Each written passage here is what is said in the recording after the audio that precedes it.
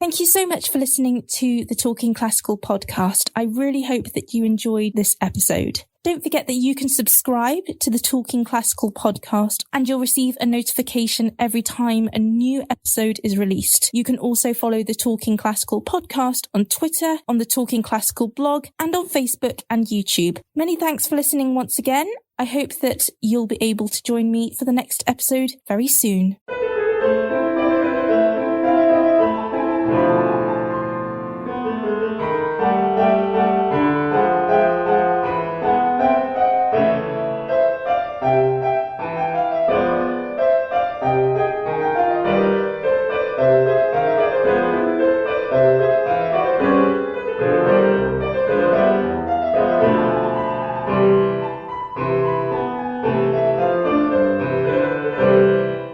Hello everyone, and welcome back to another episode of the Talking Classical podcast with me, Annabelle Lee. I am so pleased to be able to share this conversation I recorded earlier this week with distinguished British baritone Sir Simon Keenlyside. When in the history of the world are the greatest classical musicians going to have a little bit more free time than normal? Simon is of course one of the finest classical singers, maintaining a top-level career performing in the major opera houses and concert halls around the world. In this podcast, we talk about what Simon and his family have been getting up to in lockdown. We also talk about the importance of supporting and financing the arts during this pandemic.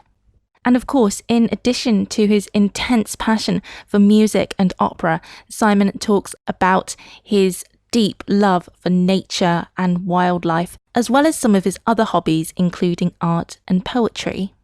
We also talk a little bit about Simon's journey into music, and that leads to a really interesting discussion about some of the challenges of being a world-class international opera singer. This for him includes the difference between being a singer and an artist, and also some thoughts on attention and personality among musicians and performers. Simon too shares some really invaluable advice on managing the low points and the high points of a musical career. I do have a little bit of a confession to make. We were due to record this podcast on Tuesday, but Simon actually logged in to Zoom on Monday because I'd sent him the link on that day. But like everyone else, I had some free time. I was free for the whole day, despite having about 10 minutes notice to get set up and to get the computer ready. But Simon actually said afterwards that he was hoping to go to the beach with his family the day after to go and catch winkles and some shrimps,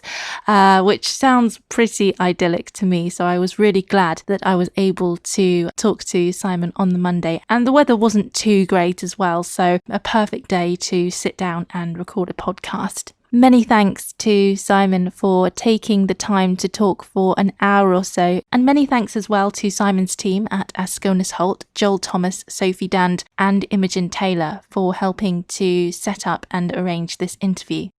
I think that you're going to find this conversation really inspiring, lots of wonderful things to enjoy.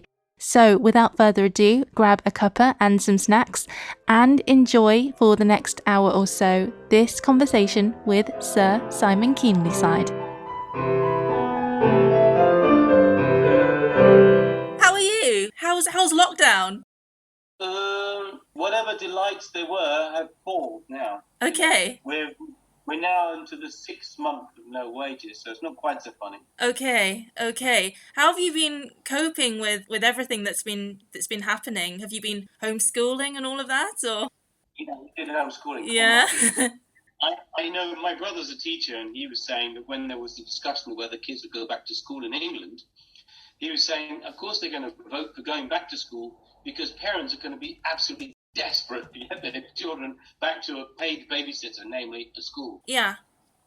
Because it's really hard work, you know. We aren't very good teachers. I'm terrible, for example, at maths. Okay. Grammar even. And so a school which should have lasted from 3 or 4 hours a day would start with us bang on 9:15 and they'd be still crashing away at 5 or 6 o'clock in the afternoon. Oh. You know, it's for all of us who are not teachers. It's hard, isn't it? Have you got kids? No. You won't bear that. Yeah. But have you always been an academic person, though? I'm not an academic person. But you went to Cambridge, didn't you? Yeah, but I went to Cambridge because I was able to, and I loved it. I loved it. Yeah. But I wouldn't call I'm not an academic person. Okay. I think, although, I think as some old clever old wag said, the university and education is wasted on the young. Love to do is go back and do it all again. Yeah. Yeah. What do you think of the situation now at the moment? I mean, there are just so many graduates who are Yeah. just entering, well, they've been about to enter the market, and I really feel for all of those musicians and all of those singers who are just wanting work, and now it's just not able to happen. I mean, It's very difficult to speak in a rational and sanguine manner yeah. when old lags like me will be okay. We will scrabble by. We've made our way in the world. We'll make it for just about a year. We will. Yeah. But when I think it's not just singers, when I think of the musical singers, the actors, the designers, the costume makers, the stage crews, the classical singers, they are utterly stuffed. And when I consider, I don't want to go on and rant about it, but I was listening to Radio 4 in March. I heard Mr. Hancock's talking about not helping any self-employed person in furlough because our situation was different and we don't know how much they've squirreled away. I just thought, what planet does he live on? He doesn't know what a freelance life is. No freelancer. You show me a freelancer under, say, 40 years old who's got a pension, and I'll show you hen's teeth. No one has. But we don't have PAYE, we don't have pensions, and those poor singers and performers, not just singers, that you refer to, surely they had the right to the same courtesies as everybody else. Nobody was asking for a handout. This incredible, wonderful furlough system, wonderful, and it was really intended well, but to leave the arts so high and dry and for so long and still now have no intention of helping any self-employed person is simply sickening, actually, because those youngsters who have gone to the wall now, they had every right to the same courtesies and the same offers that everyone else did. The arts is a massive business, as you know. Yeah. The arts provide something like it's like 23 billion or something like that, isn't it? Yeah, something like 11 billion to the exchequer, another 23 billion, another 460,000 employed, 2 billion in taxes, and something like almost double the amount that football gives to the exchequer. Why are we not big business too? It's baffling. Anyway, enough of that, because it's kind of like the arts in a good time. My masters, the librettists, in the operas, when you get down to it, the socio-political issues that are discussed, nobody in the audience likes to have a finger wagged at them and moralized to. And so the messages of many of these great operas that people in Britain seem to dislike so much are actually disguised so beautifully under a cloak of custom that actually the moral tale is there for anybody who has the wit to see it. Same now in these difficult times. Nobody wants hectoring performers shouting at the radio. It doesn't get us anywhere. But nevertheless, it is pretty repugnant what the government have done to us all. The institutions and Briggs are one thing. People's lives matter, but not to the government, apparently. And I think that it is a bit of a shame, because I think that we have a prime minister and we have a government who, I think the vast majority of them don't really understand the value of the arts. And I think that on the one hand, some people are saying, well, you artists and musicians, it's your fault for, wanting to enter this industry. You knew what you were letting yourself in for. But then on the other hand, I think that still there are a lot of people who maybe don't necessarily understand that having a career in the arts and in the music, it is a viable option. And I mean, obviously you're an example of someone like that. Well, of course, it's a perfectly viable career. Yeah. I mean, you can't, on the one hand, you can't not give furlough or help to a massive tranche of British society, which represents some of the best facets of Great Britain abroad and its image abroad and its economy, by the way. You can't say you're not entering a viable industry when we provide them with £11 billion. Yeah, if not more. That's nonsense for a start. And if you're going to turn around and help people who have holiday homes or businesses, why would you not consider the arts as it clearly is? It's a nonsense. This is a non-starter as an argument. You're right, though. The government don't understand anything about the arts, and I think more to the point, I don't think they care. Yeah. If they cared, they would have done something. They have no intention of helping us all. Yeah. We better get on and help ourselves. I don't know what else you can do. It's okay for them to open the pubs earlier and for the streets of Soho to be totally crowded, but it's not viable to perform in a concert hall where it's maybe the risks are lower. I just find the whole situation a little bit preposterous. I think if you've been to any performance of anything, you'd realise, point number one, this business about spitting and all this, which is a red herring, we are 10 metres away from the audience anyway. Exactly. We're miles away from anything, for a start. Secondly, on what planet is it, on what basis is the advice given that in a pub, the plosives, when people are speaking and shouting, are any less dangerous than when you're singing on a stage? Exactly. Thirdly, my own singing teacher used to hold a candle right in front of my mouth or a mirror, and right about within 6 inches, and if the candle flame moved, he's saying, your support is not right. When you're singing in our world fully, there's no more air coming out than there is less than when you're talking. If I had a candle in now, it would blow it out. But that's not the point, because then you get into a yes it is, no it isn't argument. Once you've got somebody who's a doctor advising the government, but they are the people who are being listened to, so there's no point. There's a beautiful line in Verdi's opera Falstaff. Chi schivare non può la propria noia l'accetti di buon grado. Whomsoever cannot overcome his fate had better accept it with a good grace. Now, I'm not saying we should accept our fate. We think we should fight and protest a lot, actually, now. We have some good, strong allies in that respect. But especially for the youngsters, I'm not talking about people like me, youngsters. And actors and musical singers, they're not paid much money. They're not paid, and it's not elitist. They're people who had a vision, and they're in an industry that provides this country with a lot should be helped. But nevertheless, when you're talking about the aspect of singing on a stage, if you get into a yes you are, no, which we fully argue with a doctor, you're going to lose, because they've got a doctor's name, letters in front of their name. But the other thing is interesting is that I had to go for personal reasons in the worst time to outside Vienna to collect something.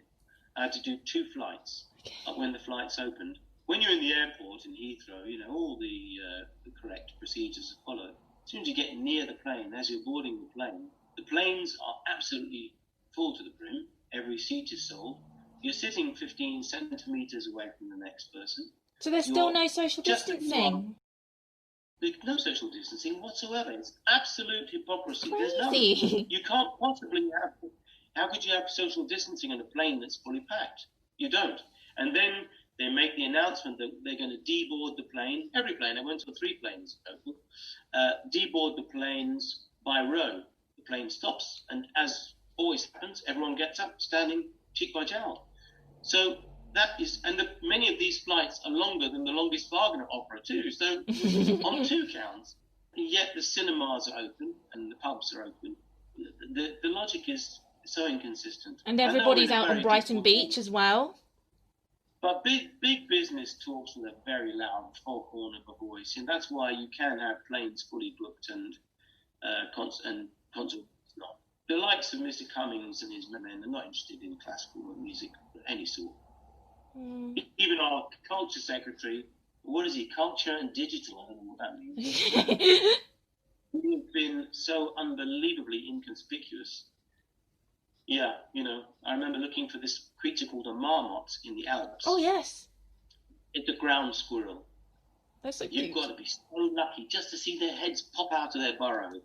I thought, that's just like our culture secretary. Oh, they have those little marmosets in the Dunstable Downs as well, where Oh, right. they're so adorable. Yeah, yeah. You must be so lucky where you are just to have all that expanse and all that nature and everything. You don't even need to go outside your own area. So I mean, I'm blessed beyond measure on both counts. First of all, I'm an old dog, and I've made my way.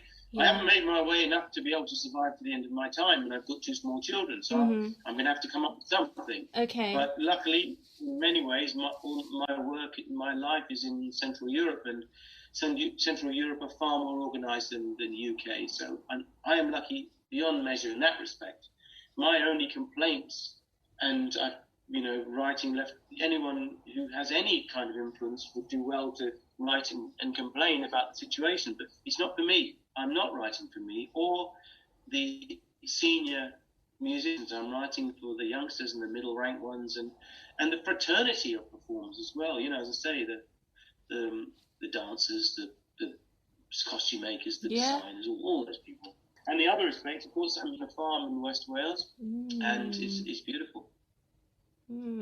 Yeah. How have you been able to work on your farm, I imagine, during this lockdown period? I imagine it's just been great. And the weather in that area has just been absolutely amazing, hasn't it? Well, now you see I'm wearing an Arctic sweater. Okay. Yeah, it's not the best weather today, is it? Mid-December out there. But, yeah, it's been gorgeous.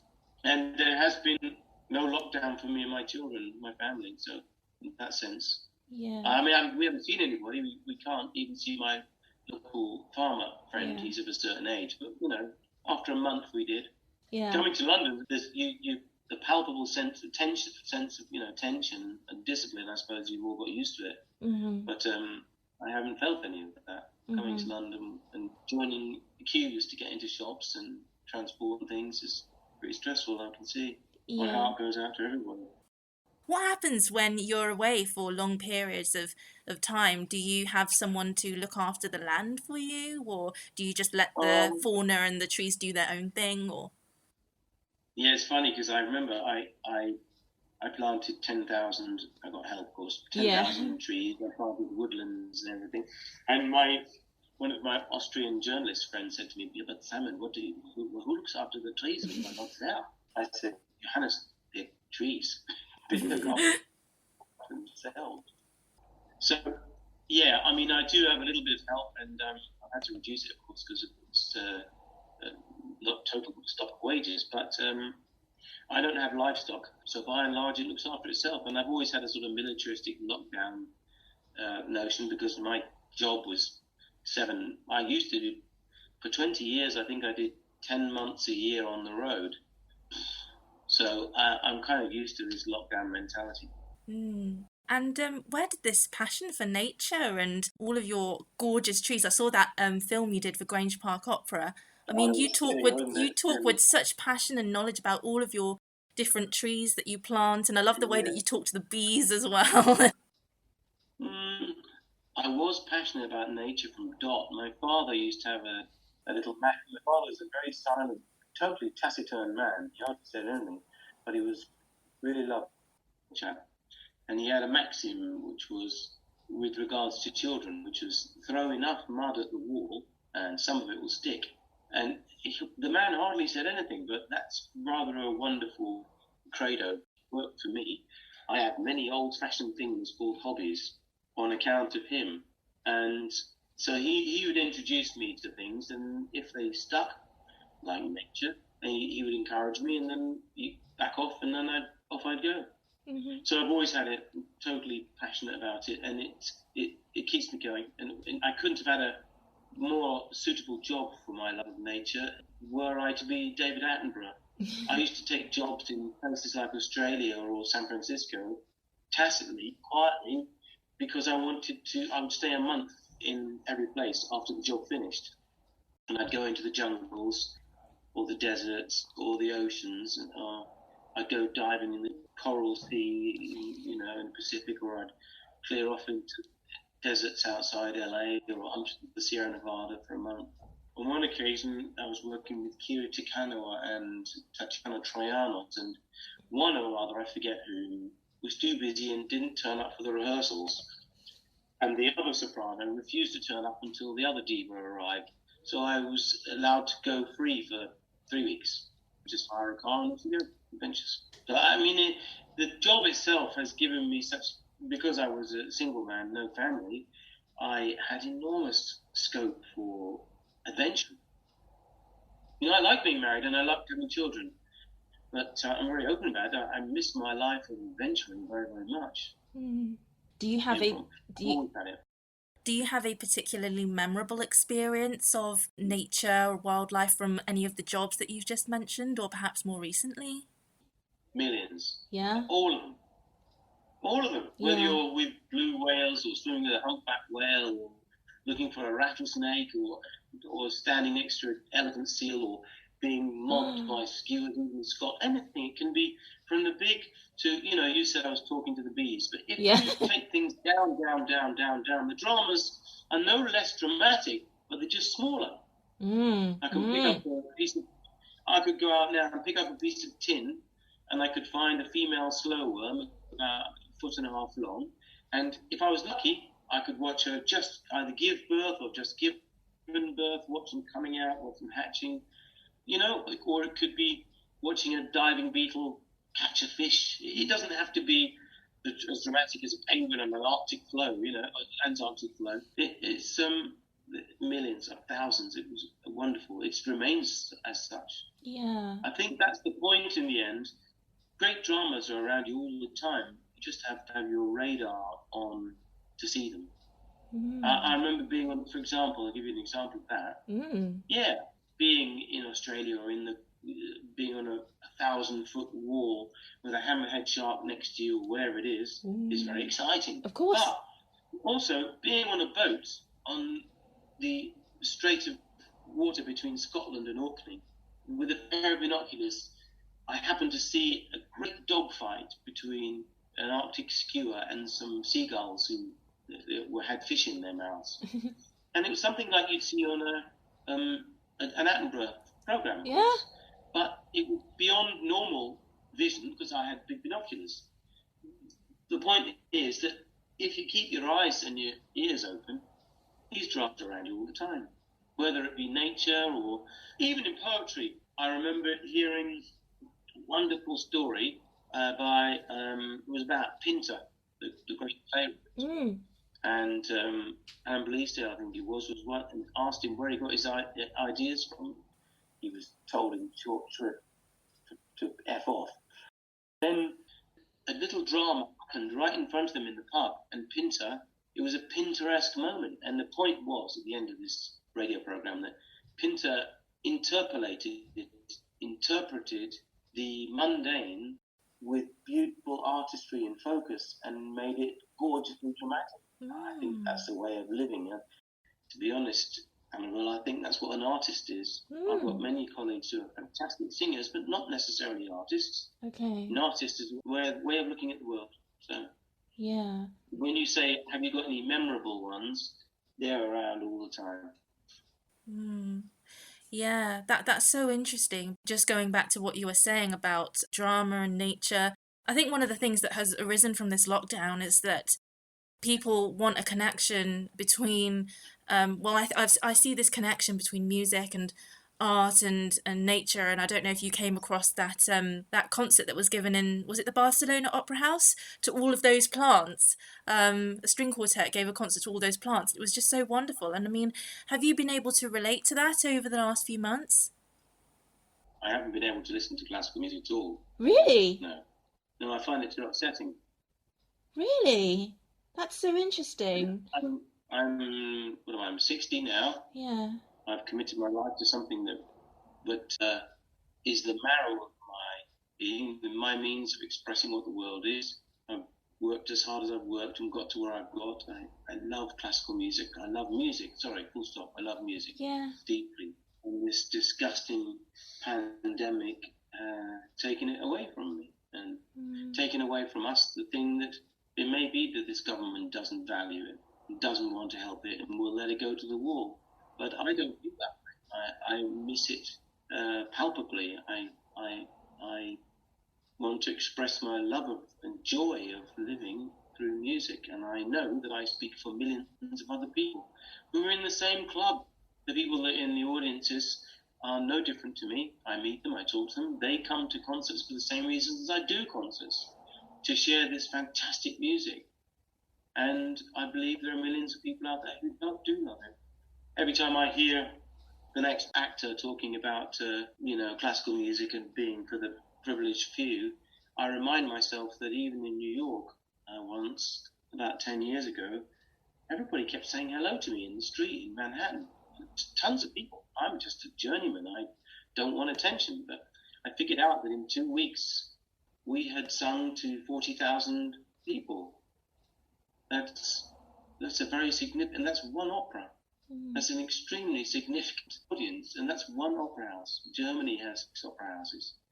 There are opera houses all throughout Europe, and they are deeply loved. It's an art form that is loved by lots of people, young people and old people, not just for rich people.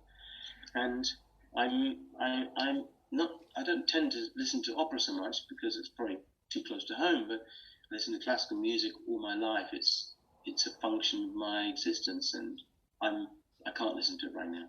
I can't. I practice every day, but that's just because that's what I am. You've got to do it. I have to do it. And if it takes a year and a half before we have any work, well, so be it. I'll carry on practicing.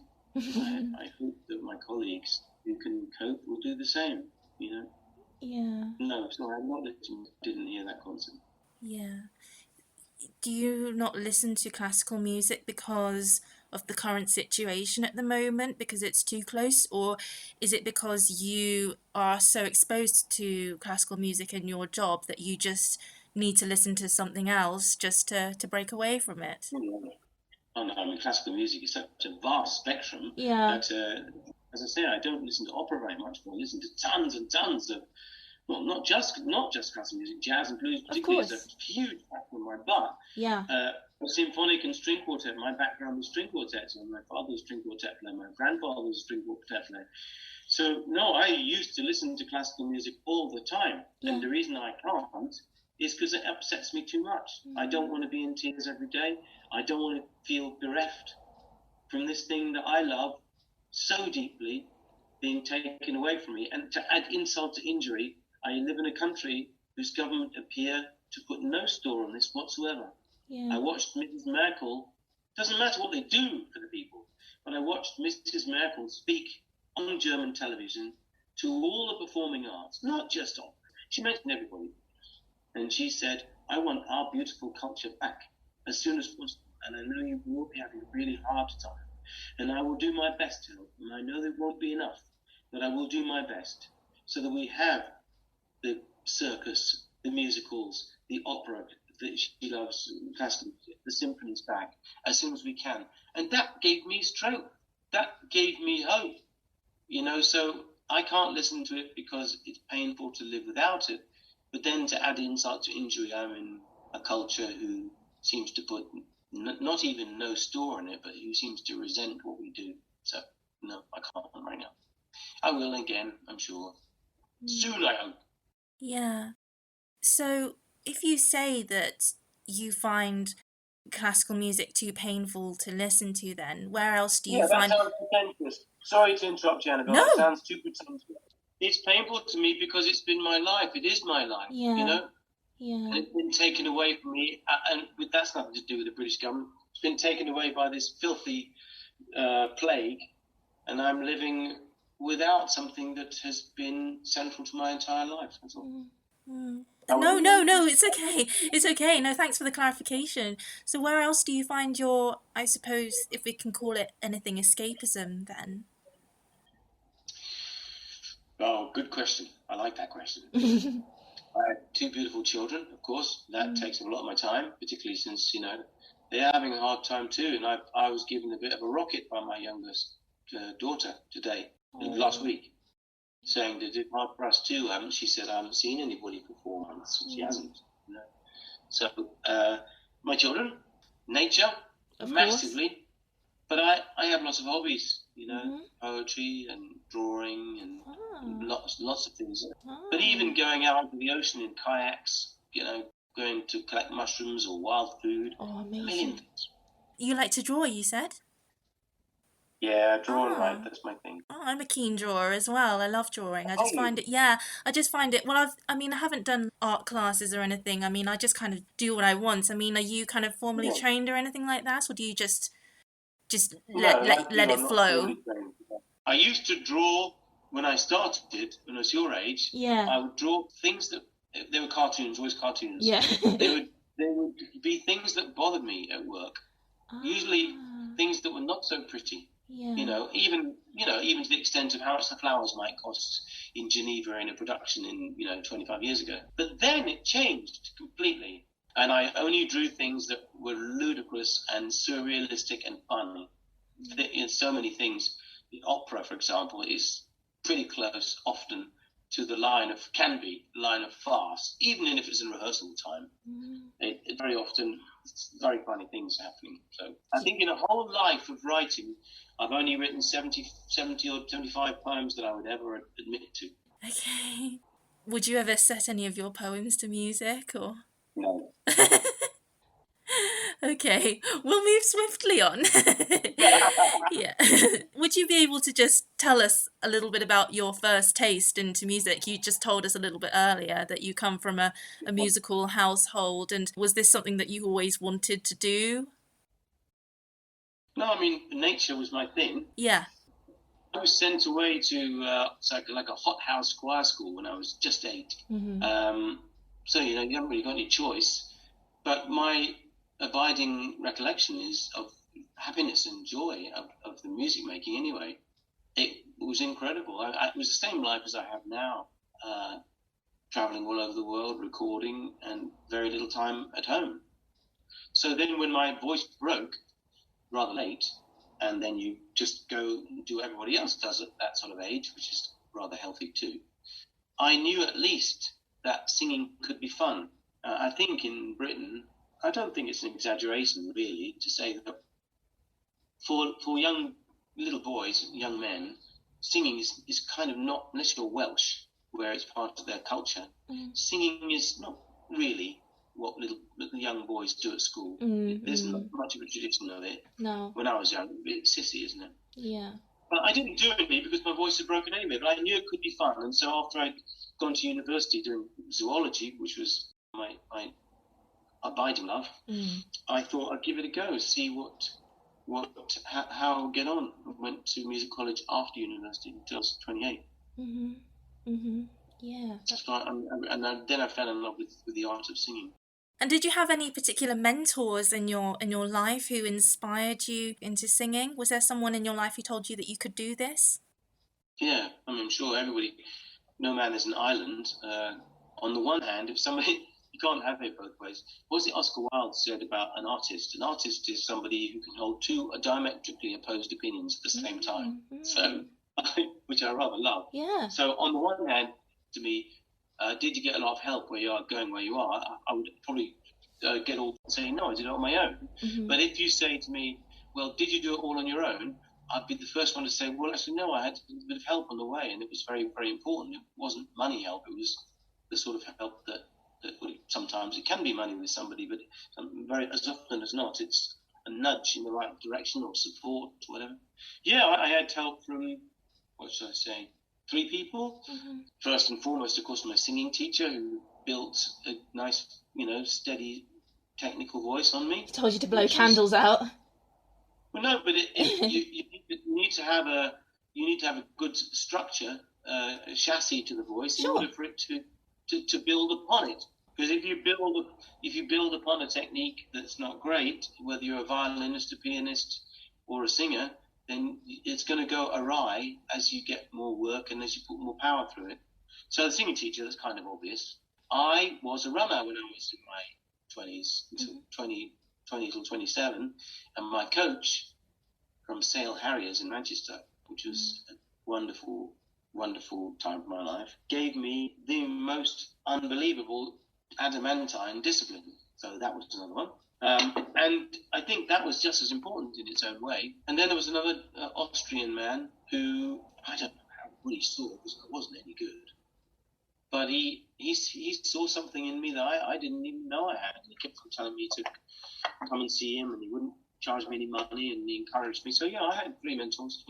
Yeah. Yeah. You just mentioned it earlier. I mean, you spend your life performing in some of the world's greatest opera houses and concert halls, and I just wanted to ask you, I mean, obviously with this current situation, how do you make that adjustment from going through these real highs when you have thousands of people applauding you and calling your names out on the streets in New York, to then suddenly having to come down back to normality?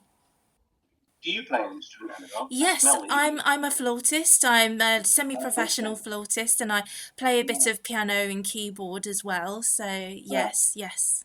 So why did you play the flute? Oh, it's a good question. I got asked this by Toby Why, Spence last year. why, why did you take it up? Why did you Ooh. take up the flute? Not specifically the flute, but what made you want to do it? That's a good question. Well, I was at my school and we had a carol service, and there was someone in the senior school, and she was playing the flute in one of the songs, and I thought that sounded really beautiful, and then I thought I'd just take it up.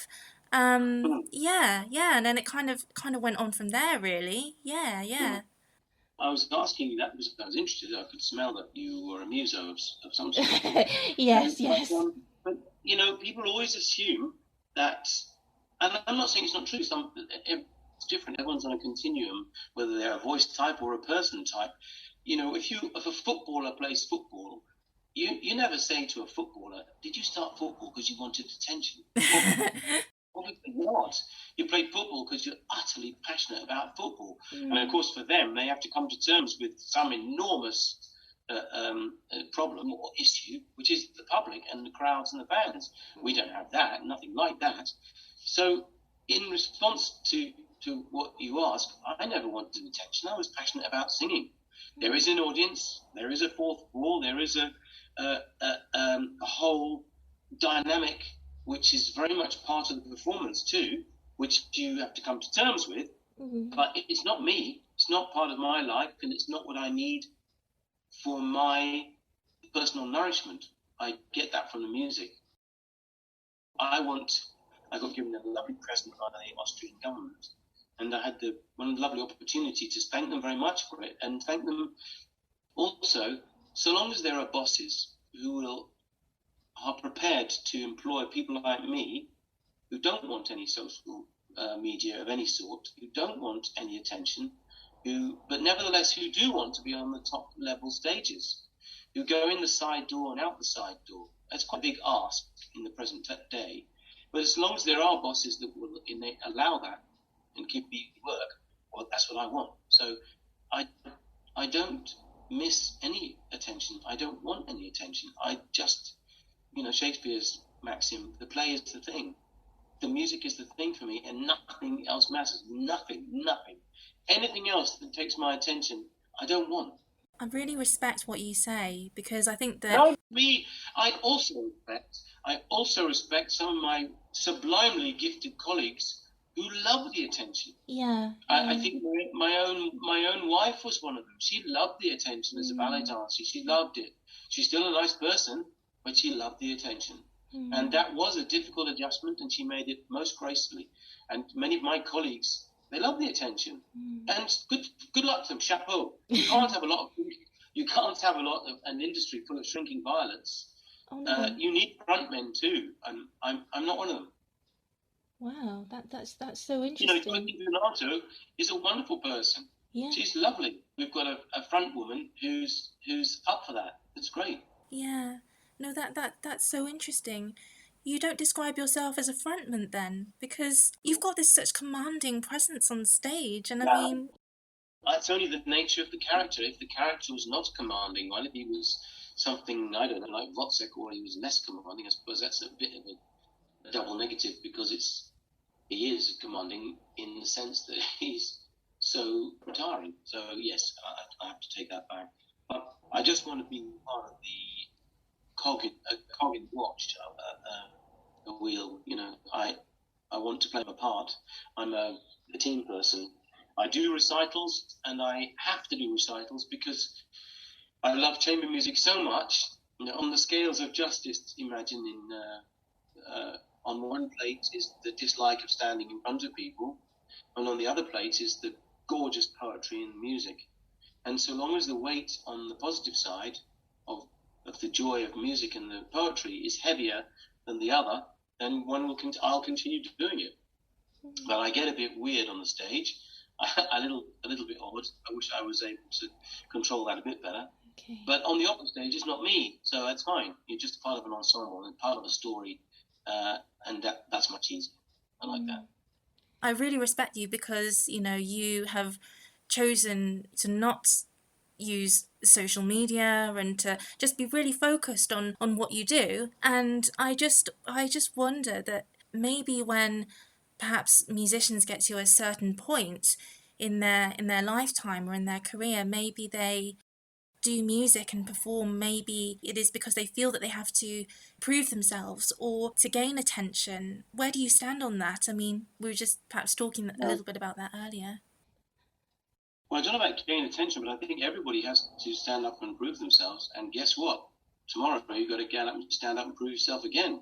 And the fact that you proved yourself yesterday will stand you in no good stead whatsoever. You have to go and do it to a new audience tomorrow, and they won't care if you say, wait a minute, ladies and gentlemen, I was good last week. You've got to do it again and again and again. And your worst has got to be acceptable, more than acceptable. It's got to be good. And you've got to have options for when you are compromised. And those options better be good ones, or the audience, in my world anyway, the opera world is very circus-like. If they don't like you, they will tell you in no uncertain terms. So, yeah, you're going to be judged every day. You've got to prove yourself. That's a given. As for the social media aspect, I suspect I don't repudiate social media for any moral reasons. It doesn't suit me. I don't want to. It doesn't interest me at all. And I don't have space in my little brain to do it. I spend all my time pushing book after book after book in another language from memory into my head. I don't know where people find the time. They're just a lot more capable than me, probably. But I would guess, if you ask a person, for example, who's never taken drugs to take an opinion on drug taking, not if you've never done it, how could you be proper an opinion? Likewise, how could you ask me about what social media, what happened to someone who's used to social media as they get older? Yeah. But I wonder if you're used to something and you're habituated to it, you might continue in that vein because that's the way you are. Yeah. There's no judgment. One of the things I learned from my wonderful masters, the composers and the librettists, is that they shine this magnesium arc lamp of hot white light at you, and there's no shadows on the person. There's nowhere to hide on this personality. And they say, you are this, and you are this, and you are this, and you're not this, and you're this. But they say it with no less love. These characters are loved. They're not judged. I find so often in my master's work that you might be portrayed as an absolute so-and-so, but you're not judged. You're not judged too much. You're just shown to be, you are what you are. And usually, actually, what they do is they turn it on its head and they show you someone like Don Giovanni, who's a monster, and then the librettist and the composer will make him so attractive so that you like him, and then they say to the audience, as it were, between the lines, well, why do you like this person if I've made him so horrible? So I don't know. I don't know the answer to that question, but for me, I keep it simple. I do not think it. Yeah. So where do you stand on the Myers-Briggs scale then? Who's Myers-Briggs? I don't know what that means. Do you know the Myers-Briggs personality tests? I never heard of it. Oh, okay. Well, it's something that a lot of employers do in order to ascertain their personality types for the workplaces, and it ranges from complete introversion to complete extroversion to being a real people person and not necessarily liking people. But you should check it out. It's really interesting. Good luck on that one. Yeah. Good luck. I mean, how would you do it with a performer, for example? Somebody like me who is extremely private and shy in real life, and then goes juggling on a stage like some sort of monkey. Yeah. So I don't know. But I think my gut reaction is it's patent nonsense, because we are all a mixture of everything. We're all capable of anything. Yeah. Given the right impetus, given the right training, given the right encouragement, Yeah. or the reverse, we will either revert to this or that. We can be anything. I remember in New York sitting next to some whiz kid handwriting expert who told me that at the time in New York, many jobs were dependent on the handwriting as well. And then later in the conversation, which I flared my nostrils at in disgust, really, but I had to keep polite about it. And then I let slip that I was left-handed. He said, "Oh, well, we don't do left-handers because you can't read them." Well, I thought, what a load of nonsense. Well, I don't know what your Briggs test is, but summing up a person with some infantile list of categories seems to me just beneath contempt. I wouldn't give it the time of day. Yeah. You're a left-handed person. Yeah. Have you found that left-handedness has impacted on your creativity and on your artistry and your decision-making as a performer and a singer? Yeah. Yeah?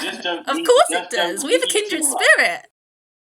No, Annabelle, don't read too much because they say right-handers this and left-handers. Left-handers being this, that, and the other. They say that marvelous at maths. I don't know. The only thing that I honestly can say that naturally, without showing off or anything, that I've found different in my entire life is if you give me a notebook, any notebook, what's this one? One right in front of me. Here's a notebook with poems in it, right? Mm-hmm. Page 1 for me is there. And I write a notebook backwards. Mm-hmm. So there is the back of my book. I don't write a book from a right-hander's point of view. But of course, for all our lives, in any other respect, we have to read books and write books the other way around. Mm-hmm. But if the book is for my use only, I always start a book the other way around, backwards. Yeah. Otherwise, I don't see any difference between any of us. Yeah. Every time you give us a generality, I Google up something and find another 20 people who are right-handed or left-handed who are 10 times better than the other ones, so there's no... But what about when you, do you do the left-handed thing of when you write and then you have to kind of circle your wrist in a little bit and then you get smudges all over you? They're underneath and hardly joined up. I know. The struggle is real, guys. The struggle is real. Yeah, it is. Yeah. You were saying that the opera world can be very judgmental and you feel that, you've got to prove yourself day to day. It's not the opera world, it's the public. Yeah. Any performer. I don't care if you're David Oistrakh or what's his name, the Irish flautist in my day. Jimmy Galway. Anybody who gets on a stage has got to be at their best. Mm-hmm. Has got to be good. And we all know that silly maxim, but it's true. You're only as good as your last performance. It's true. Mm. You can have 10 years of fabulous, and as soon as you start playing badly, so it's not anything to do with the world. It's not unusual. It has always been thus. Mm-hmm. If you're a performer, you're only going to be of value whilst you perform well. Mm-hmm. And there will come a time for all of us when you start to perform less well, and then there's the very thorny issue of when you stop, who do you listen to? Is it a temporary thing or something you can fix? Or is it time to get off the stage and find another way of living? Mm. It's just one of the foundation rules of our world. You are going into the performing arts. When you get onto that platform, people have paid money.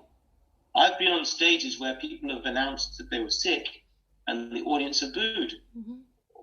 They've paid money. They don't care. They just want the performance. So, yeah, I think it's nothing unusual about if you were a banker and you didn't perform well, or a hedge fund manager and you didn't perform well, you'd be out on your ear, wouldn't you? Mm. I don't see us being any different. Mm. I'm sure every walk of life has the same. Mm. You perform as well or you're out. Mm. But I think what I wanted to ask you in light of that question and in light of what you said is, has there been a time in your life when you felt that you didn't perform as well or you experienced a low point? Many times. Yeah. Many times. And how did you cope? I say to young singers, and I'm the worst possible example, if you think you've done a poor job or a job that you could have done better, well, that will be most of them, but, take that. When you come out and the audience applaud, you just bow with as much dignity and grace as you can. You do not shake your head or do a peremptory bow and clear off, because that's pretty insulting. It's as much as saying to the audience, you don't know anything because I just sang really badly, you know. So you've just got to be brave about it. Any job requires bravery, and as I said earlier, your worst has got to be very good. It's got to be good enough. And there will be times when you've got a cold, when you've made an error of judgment, where you thought you could sing through the cold, and you might even have to stop in the middle of a show. I've had to do that, and it's desperately embarrassing. And you might get booed, and the performance may stop. It's happened to everybody. It happened to Pavarotti, it happens to absolutely everybody. So it's part of the job. You cannot be always the best performer that you're capable of all the time. You've got to hold your nerve. There is another aspect of that, is that often you'll go onto the stage, you'll know in the first 5 minutes as a singer, you'll know roughly the state of your voice. You'll know how the whole evening is going to pan out in the first 10 minutes, whether you've got balance right, stamina and strength and warming up, everything. And if it's really awry and it's not what you think it is, you've got to quickly recalibrate and think, well, how am I going to get through the evening? I'm not going to be able to get through the evening the way I planned. And often what does happen, when you have less resources, you are still sometimes capable of doing a better performance, because you attend to every detail and you use your head and you use the weapon of the colours in your body more precisely and with more focus. Rather than just blast out everything and rather like a shot, spread your energies too wide. So it can be that when you perceive yourself as being underpowered or under the weather, your reception from the audience will often surprise you, even as an experienced performer, and the audience will tell you otherwise. Actually, you did better tonight than other days. You know, it's an odd thing. But in order to achieve that, the answer is keep calm, think, and reassess the best way to get through the evening, rather than just try and push through. Yeah. And a high point. Can you think of a time when you had a really amazing moment and you just thought, this is it, it doesn't get better than this, I'm at the top, I've made it? Well, I was just saying to a friend the other day, how spoiled am I that every role I take is a role I want to sing, and every house I go to is a house I want to be in, and every recital stage is one I choose to be in. Okay, I'm an old dog now, and I did many, many years coming up the long way, sung in some pretty crummy dives and roles I never wanted to sing. But so what? Many of them also revealed beauties that I didn't know existed as well. So in a sense, even that was a beauty that I wasn't expecting. Often I would sit on the stage, for example, saying goodbye to a role. I'd pinch myself and actually almost say out loud, just remember where you are now and remember what this is and remember the feeling, because it's never going to come again. Yeah, there have been many, many, many, many, many, and there still are many. When you're in full possession of your powers, the role is something you love, the piece is something you adore, your colleagues are good. Okay, you want one. I'll give you one. I was, outrageously, I had my BlackBerry phone in my pocket whilst I was doing a magic flute at Covent Garden.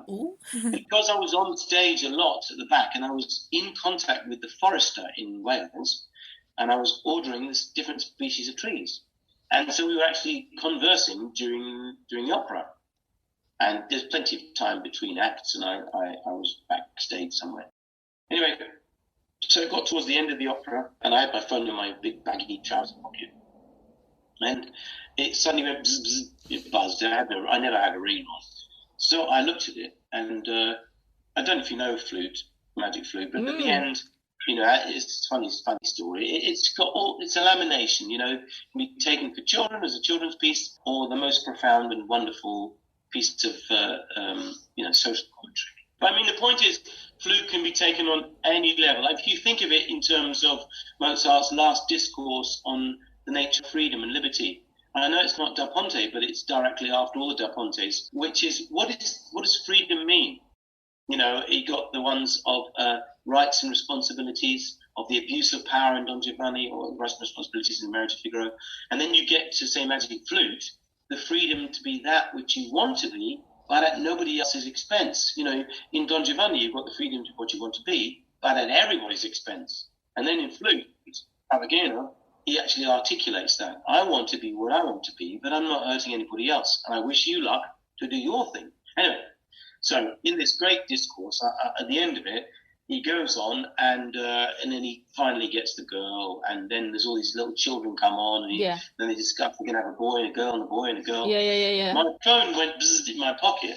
I was already 47 years old, so, you know, I'd given up on any hope of getting married and having children, and that was a pain for me as well. It caused me a lot of unhappiness in my 30s and my 40s, because I was on the road nearly all the year. You know, as I say, 10 months every year for 23 years. So I couldn't hold any relationship down or anything. So then I met this woman, and this phone goes bzzz, and I like being with her. And I looked at it, and it said, "Happy Father's Day, Papa." And I thought, right. I was just literally 1 minute from going on. And again, I probably fit the cliche of rather not the sharpest knife in the drawer, male. And I was, "Happy Father's Day, Papa." What do we Happy Father's Day, Papa? Happy Father's Day, Papa. Happy Father's Day, Papa.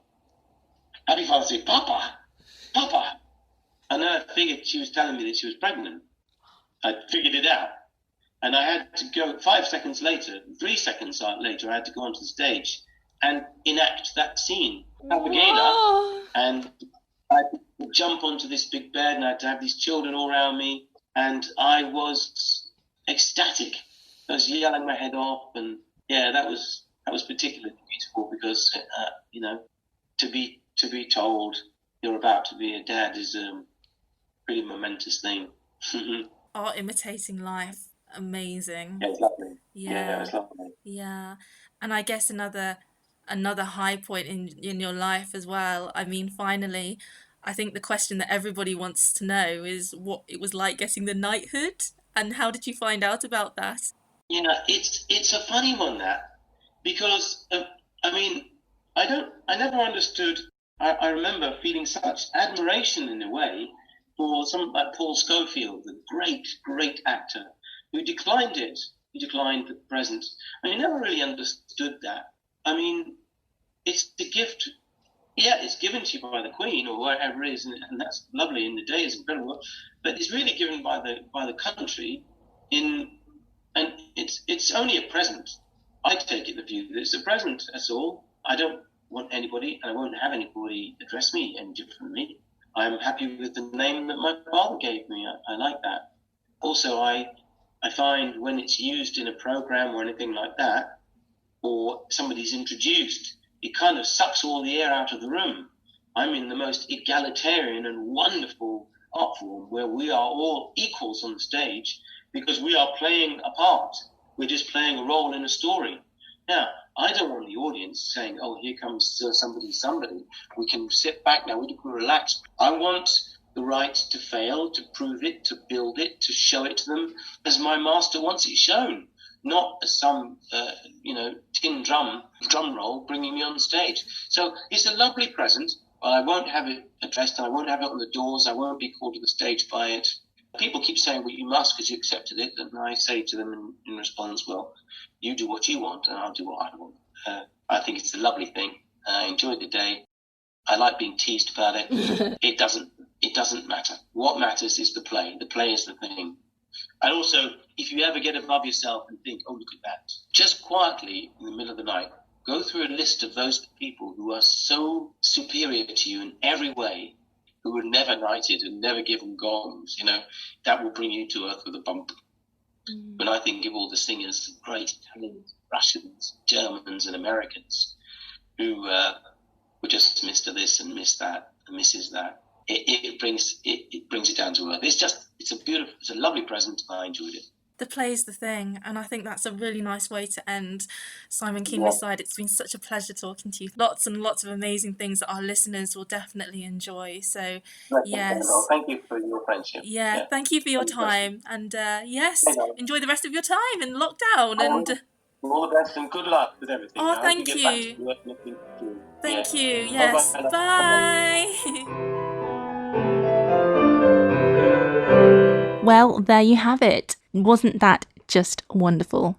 Well, many thanks for listening once again, and I hope that you'll be able to join me next week when I will be talking to jazz saxophonist and composer Quinsin Natchoff about his new release, Pivotal Arc, which features a new string quartet and violin concerto. It's going to be a really interesting conversation, I think, about breaking down some of the boundaries between classical, folk and jazz music. And don't forget that if you're new to this podcast, there's a whole archive of interviews that I've recorded with a range of artists and creatives. So if you're looking for a little bit of inspiration during this free time, then please do check out some of those podcasts if you'd like. Meanwhile, please do stay safe, and I hope that you'll be able to join me next week. Bye for now.